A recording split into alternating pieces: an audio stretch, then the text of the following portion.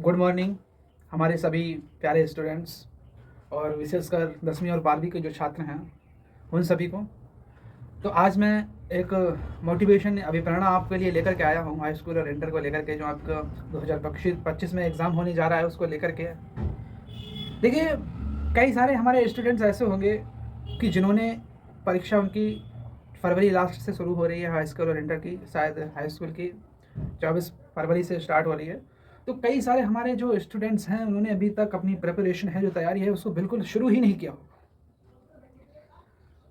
Model ले लिए होंगे हाई स्कूल और इंटर के, लेकिन अभी तक खोल के एक भी बार नहीं देखा होगा, क्योंकि उनको लगता है कि जब परीक्षा की घड़ी नज़दीक आएगी तो वो उन मॉडल को उठा करके देख लेंगे और एग्ज़ाम देने चले जाएंगे और पास हो जाएंगे। लेकिन हमारे प्यारे बच्चों, हमें परीक्षा में सिर्फ पास ही नहीं होना है, बल्कि हमें अपने व्यक्तित्व का संपूर्ण विकास ही करना है।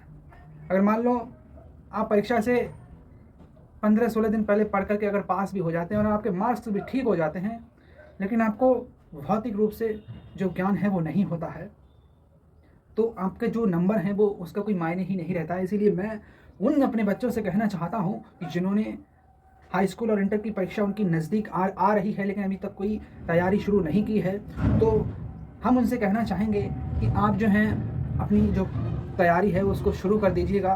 क्योंकि परेशानी पता कब होती है, क्योंकि हमारे जो माँ बाप हैं हमसे बड़ा ही उम्मीद लगाए बैठे होते हैं कि हमारा बच्चा जब परीक्षा होगी तो बहुत ही अच्छे नंबर लाएगा, ठीक है। लेकिन जब रिज़ल्ट में नकारात्मक होता है, निगेटिव होता है, तब हमारे माँ बाप पर जो हमारे लिए इतना करते हैं, हमारे लिए फीस के लिए पैसा इकट्ठा करते हैं, क्या क्या काम करते हैं, मेहनत करते हैं, मजदूरी करते हैं, और हम जो हैं उनके सपनों को तोड़ते जा रहे हैं। परीक्षा की घड़ी नज़दीक आ रही है, हमारी परीक्षा शुरू होने जा रही है, लेकिन हम जो है कल पर टाल रहे हैं कि कल से स्टार्ट करूँगा, कल से करूँगा, और एक समय आता है कि परीक्षा की घड़ी नज़दीक हो जाती है और 10 से 12 दिन बचते हैं, तब हम अपनी जो मॉडल ख़रीदा होता है उससे तैयारी करना शुरू करते हैं।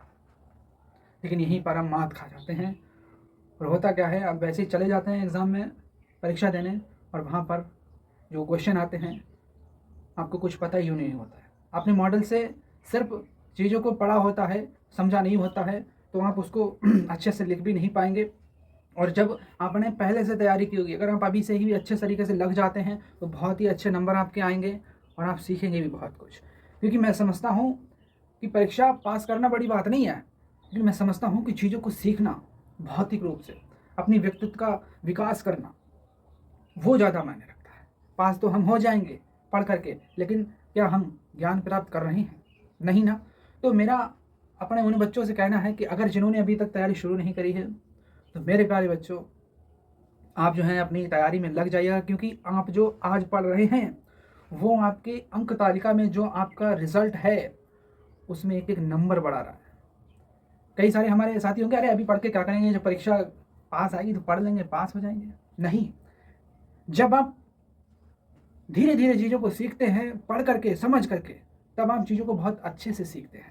क्योंकि सीखने का अपना एक तरीका होता है, एकदम से आप कोई चीज़ नहीं सीख सकते।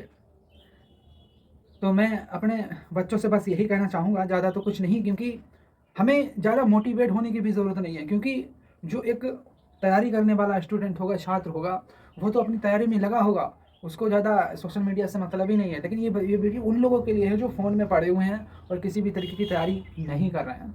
तो मेरे बच्चों, बड़ा ही कंपटीशन का दौर है, नौकरी मिलती नहीं है जल्दी, और अगर आपको भी कुछ करना है लाइफ में, अपना व्यक्तित्व का विकास करना है, जॉब लेनी है, तो आपको अभी से मेहनत करनी होगी। कल पर टालने की जो आदत है उसको छोड़ना होगा।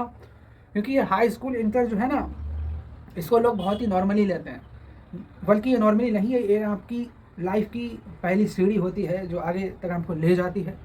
तो आप जो है अपनी तैयारी को शुरू कर दीजिएगा और मेहनत करते रहिएगा। एक जो है प्लान बना लीजिएगा कि हमारे जो हाई स्कूल में 6 सब्जेक्ट होते हैं, इंटर में 5 होते हैं, तो कौन सा आपका सब्जेक्ट फेवरेट है उसको पहले रखिएगा, और इसी अकॉर्डिंग जो आपके जैसे आपके इंटरेस्ट हो वैसे एक जो है प्लान बनाइएगा, उसके अकॉर्डिंग उनको समय दीजिएगा कि कौन सा सब्जेक्ट हमें कैसे पढ़ना, कितना पढ़ना है और पढ़ना कैसे है, ठीक।